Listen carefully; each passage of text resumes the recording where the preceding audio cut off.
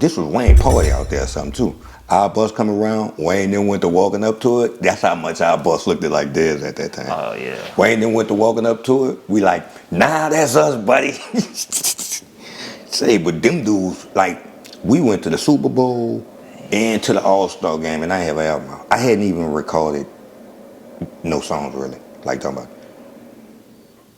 I'm the first person to have Pimp C on the song. Man, we get a man 40 grand the day he came home. Man, talk about that story. Bro, like a lot of things I be thinking I already told you. So, like, the dude Ryan, him and Lil J was tight, right? So, when we've been trying to get Pimp C on the record, but Pimp was in jail. We found out he was coming home. The night Pimp came home, Pimp came straight to the studio. Remember they said he had remember he had a Rolls Royce, he wrecked one the first time? Yeah. He wrecked it. He was in the first one when we saw him.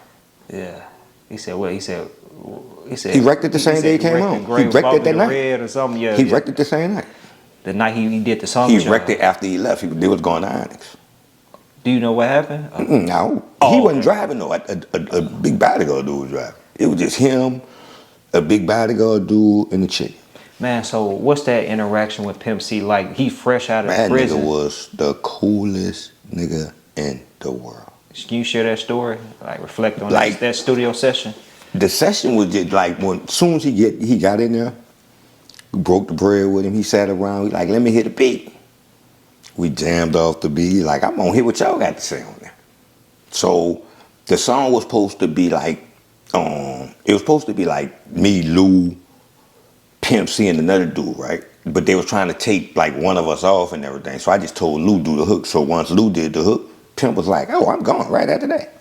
That nigga did his verse so fast it was a shame. But he wrote it, but I got to see him do it. And then I did mine. The reason why we ain't go, the same night I did that record, I did 2 records with Zero. I did the record with Devin the Dude. What else I did? I did like 5 records that night. I was gonna ask you about but that one night, so y'all just pretty much chop it up in the studio though, and y'all do the. Yeah, we just chopped it up in the studio. Like, cause we were supposed to go with them to Onyx, but as we getting ready to go to Onyx, Devin the Dude and Zero is in the studio next door.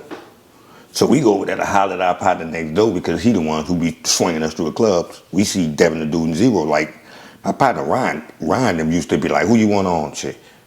And I them, and they was so much in the mix of shit and it was cash money. So he'd be like, come on. So I got the record. Zero did a hook in the verse for me. Devin the Dude did a hook in the verse for me. All that we did all them records that night. The same night. All them records that night. Was that the last time you kicked it with Pimp C? We saw Pimp C after that.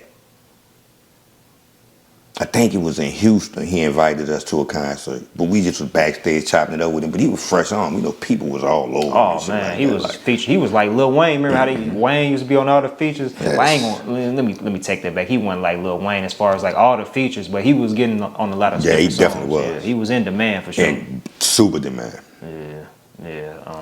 But you got an opportunity to work. So these aren't like drawn out or like personal relationships. It's more so just business. Man, it was business. Me and Zero had a hell of a relationship. Me and Zero were supposed to do an album together at one time. Right after when it went, like, it was around the time when I was stuck down there in Houston, bro. I was loving Houston. Like, we was down there for like 3-4 years after the hurricane. Is that night and day compared to New Orleans? Or is it some similarities? I mean, nah, not really. It's not night and day. It's just, it was a lot more fun. Gotcha. I can say that. You know what I'm saying? We was in clubs every night and you seeing all kinds of different people. In New Orleans, we seeing the same damn people all the time and all that kind of shit. Nah, I wonder. But Houston was more widespread. Like, we was in the club. We had a billboard and everything on top of Onyx and everything. For your fall, we was cutting up.